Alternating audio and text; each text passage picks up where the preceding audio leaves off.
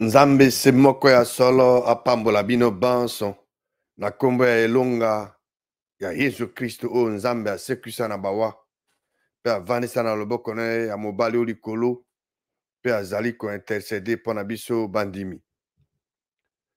Nazali kotondo Nzambe mokili botondi mpo na libaku liye apesi ngai lelo mpo nakoka kosolola na bino mai matali liloba lia ye bino baye bolingaka ye. Ezali wa bino ndeko Tito Ngbanda boye bolamu na émission Que dit la parole de Dieu liloba lia Nzambe elobi nini. Lelo tokuyanola na mutu na moi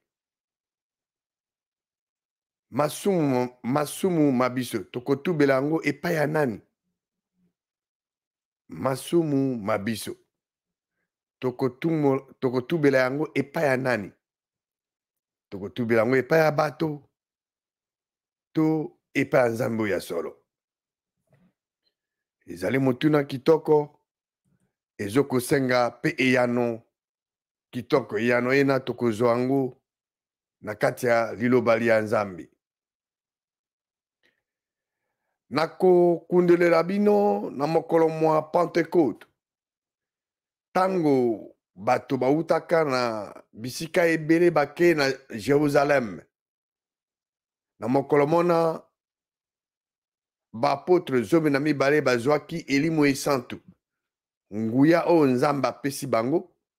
Tango bazwaki nguya elimo esantu balobaki na bakota ya sika, ils ont parlé en langue, ils se sont mis à parler en d'autres langues comme l'esprit, comme Dieu leur donnait de s'exprimer. Tango balobi na bakota ya sika bato baye bautaki na bikolo ndenge na ndenge bakendeki na Jérusalem. Moto na moto azali koyoka baapôtre bazoloba na monoko ya mboka na bango. Bakamwaka ezalaki likambosi linene. Bato basusu babandaki koseka bango balobiki balangwe. Kasi apôtre Pierre atelemaki elongo na ba oyo zomi na moko asalaki serment ya liboso ya Ecclesia ya Gracia, le premier serment de l'église de grâce.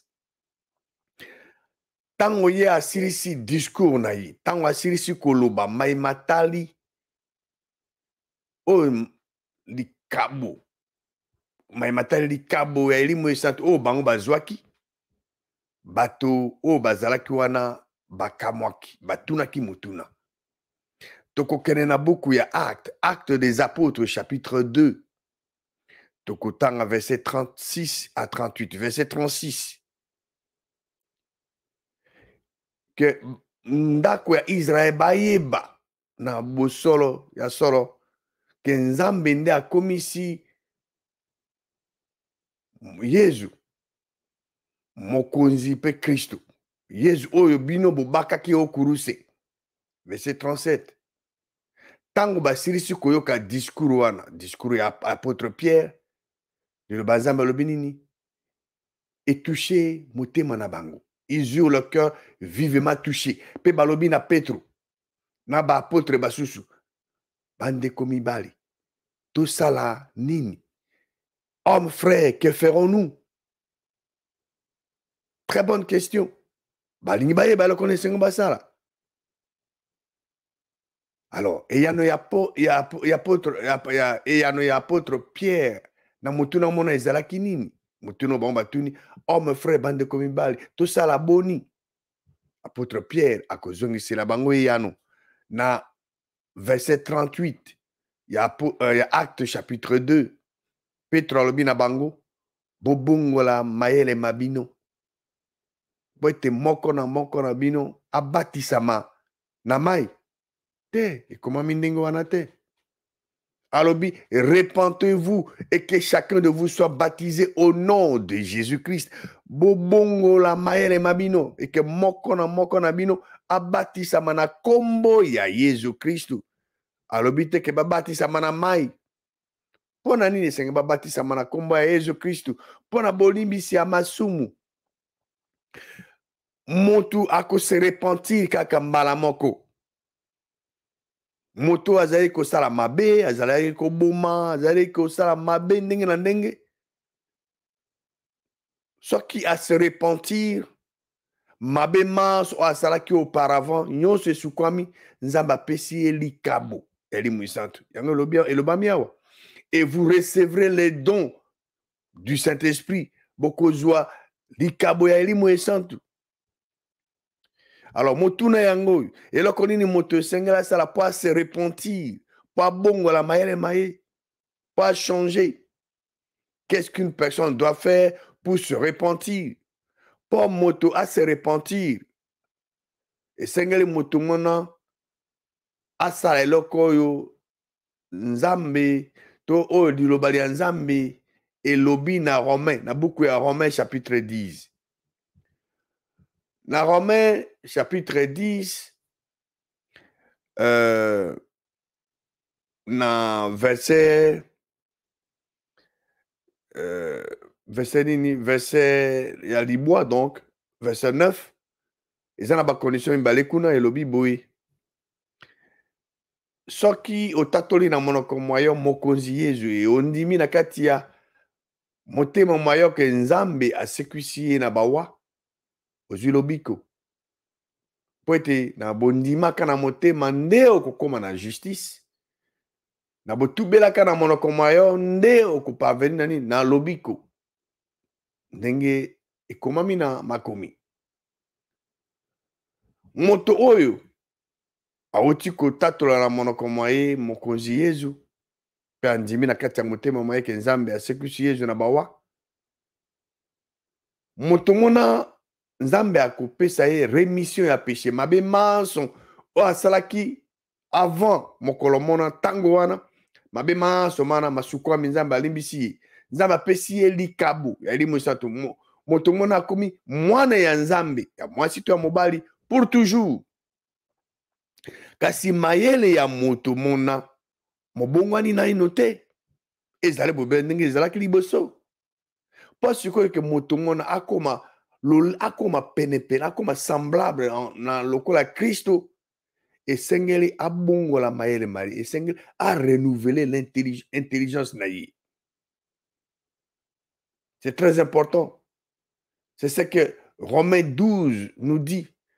Romains chapitre 12 verset 1 et 2 et Dieu bisa biso lo lenge nini moto senga bongola mayele mai. Romains 12 verset 1 elobi nini nazo ko exhorter bino bandeko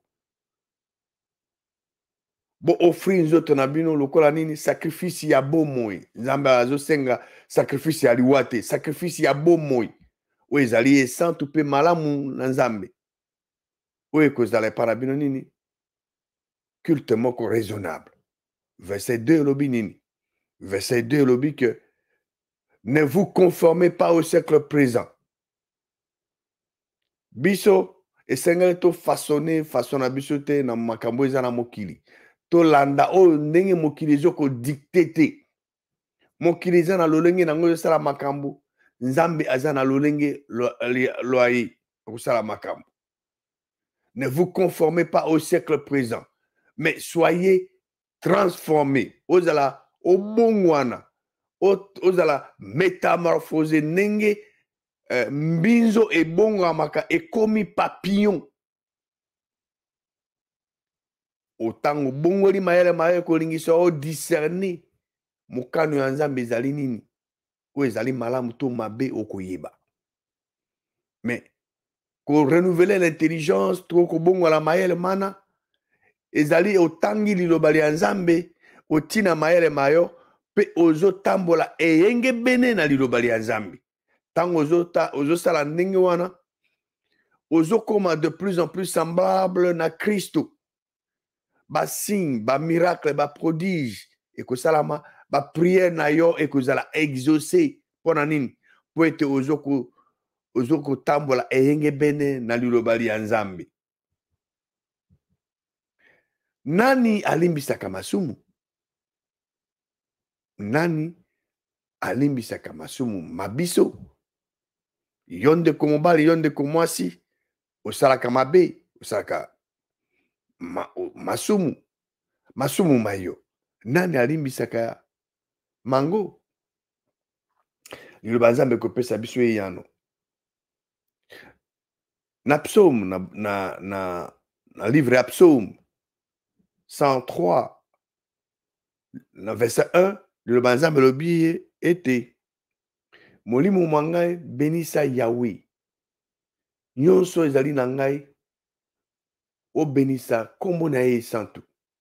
Verset 2 molimo mwa ngai benisa yawe kobosana to ba bienfait na ye te malamu oyo ye asalaka te kobosana bienfait ya nzambe te mabenisi ya nzambe na bomoi na biso eleki ebele tokoki kotanga yango nyonso tu te toyebi yango nyonso te kasi mayami nene oyo nzambe mokili azosala mpo na biso tobosana te yango nde ekolingisa biso eza objet ya kokumisa ye na balosambo na biso kokumisa ye mpona oyo ya malamu babienfait na ye vis-à-vis na biso. Nani alimbisaka masumu mwa biso? Verset 3 ezoloba ezali ye yawe nde alimbisaka masumu mayo maso mpe ye nde abikisaka bapasi bamaladi na yo to bokono bwa yo bamaladi na yo nyonso. Omoni verset oyo verset 3 bato mingi bandimaka parti ya liboso bazalaka d'accord ke nzambe nde alimbisaka masumu mwa bango maso mais deuxième partie bato mingi batiaka tembi le banzambe alobi ke ye abikisaka bapasi no nyonso. Tout était maladie sans exception. Maladie ya moke to ya monene liboso ya nzambe ezali te lelo eza sujet na biso ya guérison te mais nalingi ke boyeba yango ye ezali ye nzambe nde alimbisaka masumu mayo maso ye nde abikisaka mpe bokono bwa yo bamaladi no nyonso. Nani alimbisaka masumu mayo? Ezali nzambe mokili eza nde epa na ye nde okokende kotubela masumu mayo epai ya moto mosusu te.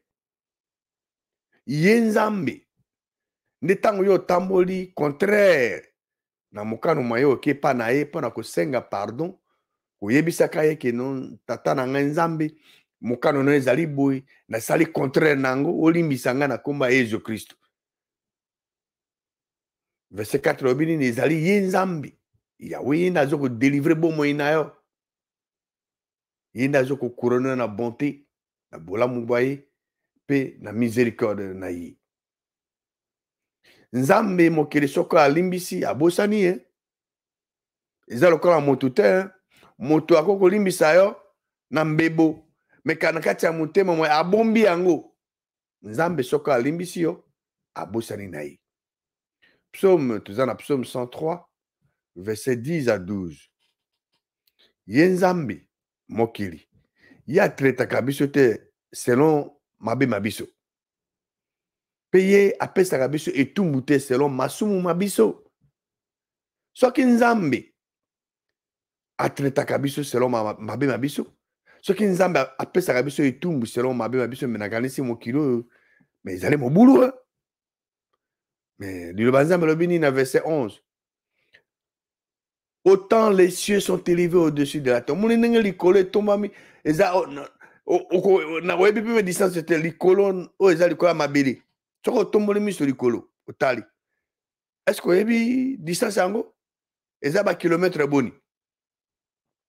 Liloba nzambe abe ke autant les cieux sont élevés au-dessus de la terre autant sa bonté ngolu na ye ezali monene mpona baoyo babangaka ye baoyo batosaka ye baoyo balingaka ye baoyo babombaka mibekomi ya ye. Moko craindre awa kobanga eza te kobanga ndenge yo soki omoni kosi obangi te. Kobanga nzambe ezali kobomba mibekomi ya ye. Bolingo ya nzambe ezali koyeba mibekomi ya nzambe mpe kobomba yango jalousement ndenge babombaka wolo to biloko eloko ya talo. Donc bonté, la bonté de l'Éternel Dieu est pour ceux qui les craignent. Ceux qui craignent l'Éternel, ce sont ceux qui l'aiment. Ce sont ceux qui observent et gardent jalousement ses commandements. Verset 12 de l'Obinini. Autant l'Orient est éloigné de l'Occident. Orient, Occident, écoute, en autant l'Orient est éloigné de l'Occident. Yenzamba sakanini alpe azokolongola masumu mabiso ndenge wana. Po ete écoute na shooté. Po il y a ce souvenir dans le shooté. Donc verset 12 à Psaume 103 et je dis que autant l'Orient est éloigné de l'Occident, autant l'Éternel Dieu éloigné de nous nos transgressions. Merveilleux, n'est-ce pas? Ils allaient réconfortant. Et vraiment réconfortant. Parce que si on a traité biso selon bien biso mbelinge za mobulu amokila. Moto oyo azoboma masumu mae akozana bozuite. Pona nini? Parce que tango yo osali mabe, oloki okano tubela nzambe ozo bolimbisi yo bombi yango. Bon, ozomi yo ki sa passe yo moko, ezana tuloko moto azumbeli, azomi tia ye moko.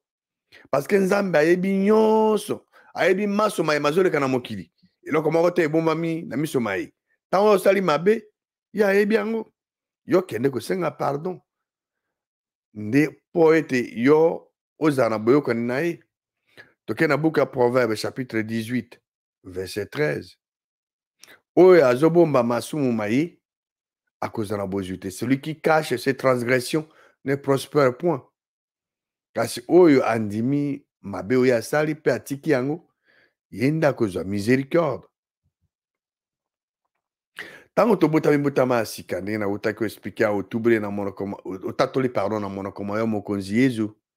Et puis on ndimi na motema moyo ke nzambe asokisi na bawa ozwi bolimbisi ya masumu rémission ya péché nzambe apesi likabo elimu esa tokomi mwana wa ye ozwi rémission complète ozali nettoyer purifier ba masumu na maso ya kala à cause ya nini à cause na mai Yesu Kristo asala pona biso nzambe azo continuer ko pardonner biso na Christ chaque fois que tozo tambola contrairement na mokano moye. Chaque fois que tu rompre la communion na ye, nzambe azo continuer kolimbisa biso. Alors tant to ebi ke to kati communion na biso boyokani na ye nzambe. Tant to tambola contrairement na mokano moye, wana elingi koloba ke to kati boyokani na ye. Nous avons rompu la communion avec lui. Alors pendant ko établi communion sikoyo na nzambe, esengeli to kende pa na ye ya oui. Toke panaye pour te rétablir communion naye. Ils allaient très important. Toke panaye pour te senga. Pardon pour te rétablir communion naye. Toko kenena 1 Jean chapitre 1 1 Jean. Ndenge ni biso toko ko zongisa communion to boyokani na tata na biso. Comment pouvons-nous rétablir la communion avec le Père céleste? Toke na 1 Jean chapitre 1 autant verset 5 à 10.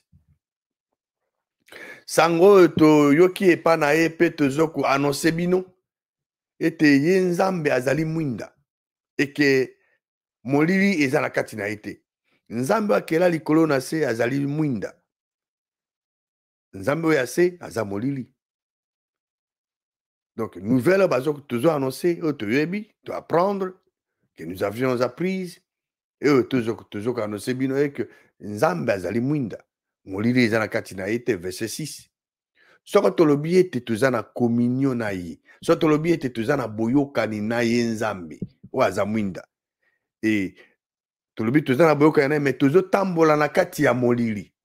Tozo kosa et tozo kosalela bosolo te, tozo salela vérité te. Tozo pratiquer yango te. Mutu nyonso azolobaka azotambola na kati ya mwinda. Mutu nyonso azolobaka azali na boyokani na nzambe ke ye moto mona azotambola na kati ya molili moto mona azobuka lokuta ye azoko pratiquer vérité te. Verset 7. Kasi soko tozotambola na kati ya mwinda lokola ye moko azali mwinda tozali mutuellement na boyokani na communion e makila ma Yesu mwana wa ye eza ko purifier biso eza ko petola biso na lisumu to masumu manso. Verset 8. Soko tolobi ete toza na lisumu te, toza ko se séduire biso moko, e bosolo vérité eza na kati na biso te. Na mokili oyo tozali eza obele na moto moko oyo abotamaki, akoli, azali tenté en toutes choses lokola biso bato banso, mais asalaki lisumu te.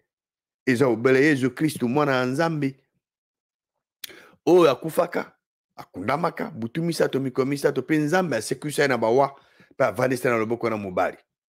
Apari ye bato banso oyo batikali basaka masumu. Yango wana verset 8 elobi soki tolobi ete toza na lisumu te, nous nous séduisons nous-mêmes et la vérité n'est point en nous. Bosolo eza na kati na biso te. Soki oyoki moto alobi no ke ye asaka lisumu te, moto wana azo se séduire ye moko. Moto vérité eza na kati ya moto wana te. Verset 9. Soki totubeli masumu mabiso. Soki totubeli masumu mabiso, epai ya nani? Epai ya Nzambe mokeli. Si nous confessons nos péchés, soki totubeli masumu mabiso, ye Nzambe mokeli azali fidèle pe juste pona kolimbisa masumu mabiso, pe pona ko purifier biso a iniquité yonso. Voilà. Donc, soki yo yebi ke osali mabe, otamboli contrairement na mokano ya Nzambe, yonde yo yebi mabe ma yo osali okei pa Nzambe mokeli. Par exemple, yo bukaki lokuta, yo okei pa na Nzambe, mokano na yo ke na buka lokuta te, menga tala na buki lokuta. Olimbisa ngai na kombo ya Yesu Kristu. Ye Nzambe mokeli azali fidèle juste pona ko pardonner yo. Po ete elingisa yo ozonga na boyokani, ozonga na communion na ye. Po ete elingisa yo tango yo osambeli, losambo na yo Nzambe ayoka. Po tango yo osali mabe, otubeli te, mais losambo no ekoyoka na te. Eza loko oza na téléphone, numéro no ezali, mais oza na ba unité te, mwen obenga eza te. Parce que mwen osolola na moto mosusu ezali te. Po osolola na moto mosusu, soit ofoti facture, bazongiselo ligne na yo, to osombi unité. Voilà. Verset 10 elobi nini ya 1 Jean 1, pardon. Soki tolobi ke toza na lisumu te, tozokomisa Nzambe moto alokuta. Et liloba ya ye eza na kati na biso te. Donc, si nous disons que nous n'avons pas péché, nous le faisons menteur. Nous faisons Dieu menteur. Et la parole de Dieu n'est point en nous. Tokena chapitre 2, 1 Jean chapitre 2, Tokotanga verset 1 à 2, verset 1. Bana mike, mes petits enfants, na komeli bino maye, po ete bosala lisumu te. Et soko moto asali lisumu, tozali na avocat moko auprès de epai ya tata. Avocat ngonani? Jésus Christu le juste. Voilà. Mes petits enfants, je vous écris ces choses afin que vous ne péchiez point. Et si quelqu'un a péché, nous avons un avocat auprès du Père, Jésus-Christ le juste. Tango sali mabe, et sengoye ba que tu as un avocat auprès de tata, Jésus-Christ. Il est lui-même une victime expiatoire pour nos péchés, non seulement pour le nôtre, mais aussi pour ceux du monde entier. Voilà. Jésus-Christ a été victime expiatoire pour la masumu mabiso. Non seulement pour la biso moko, mais pour la mokili mobimba.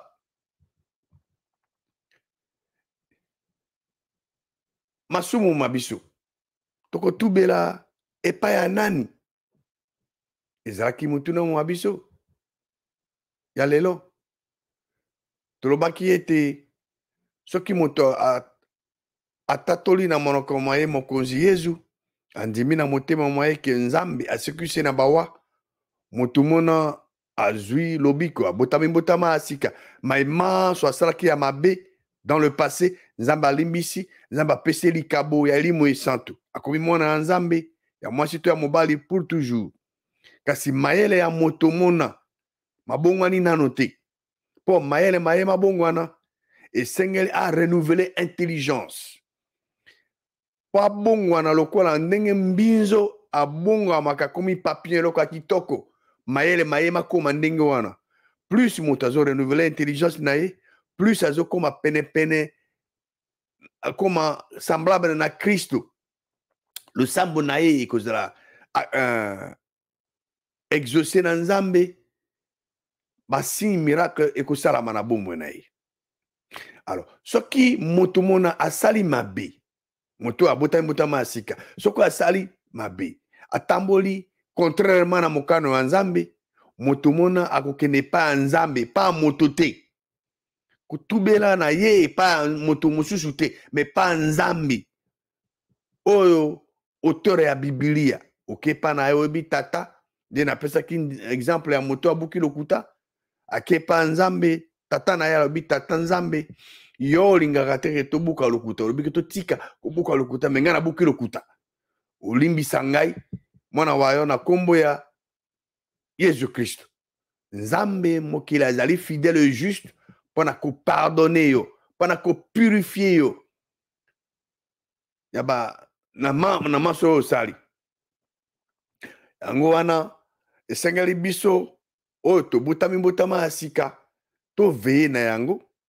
togarde tometeni boyokani na biso na Nzambe mpona bénédiction ya biso moko parce que tango biso tozotambola eyenge bene na liloba ya Nzambe losambo na biso ekozala exaucé basigne miracle prodige ekosalama ekotoko bénéficier la protection ya Nzambe Nzambe mokeli apambola bino banso na kombo se moko ya mwana wa ye mobekisi na biso Yesu Kristo